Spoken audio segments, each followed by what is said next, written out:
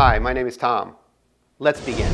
After completing this module, you will be able to 1. Explain why some children with autism become picky or selective eaters.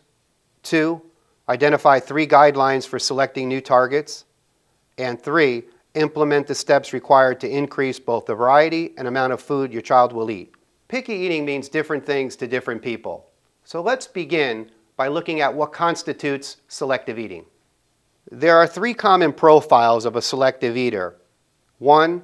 Extreme food selectivity, where the child will only eat a very limited variety of foods regardless of nutritional value. 2. Refusal to eat a nutritionally adequate diet. In other words, they may be getting enough calories, but not the right kind. And 3. Total refusal of certain foods or food groups. For example, a child will not eat any vegetables, or they may not eat any protein at all. No one knows for sure why so many children with autism are picky eaters, but there's no doubt that it is a common problem with children on the autism spectrum.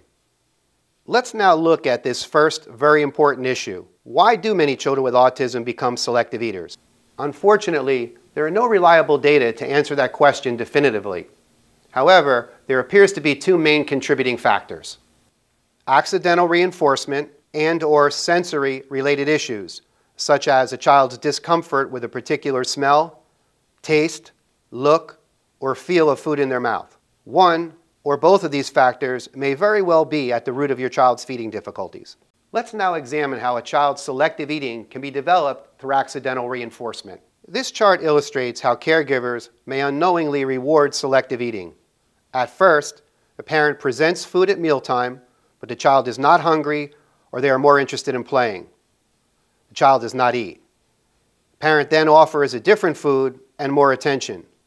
The child still does not eat. The parent offers a different, better tasting food. The child accepts the better tasting food. Most parents do everything they know how, many times over, to address their child's feeding problem. But as you're about to see, it can be a very difficult problem to overcome. Let's take a look at a family struggling with this issue.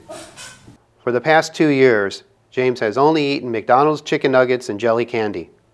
On occasion, he will have a piece of chocolate, but it's not something that's highly preferred.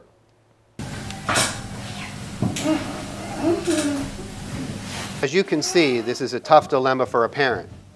Although James's teachers have been trying daily to get him to eat new foods, and Mom has been too, he refuses.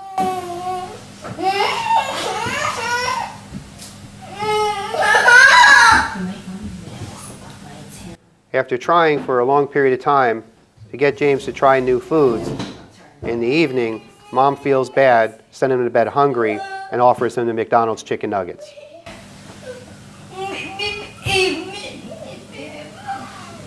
You can see how accidental reinforcement can become a big problem.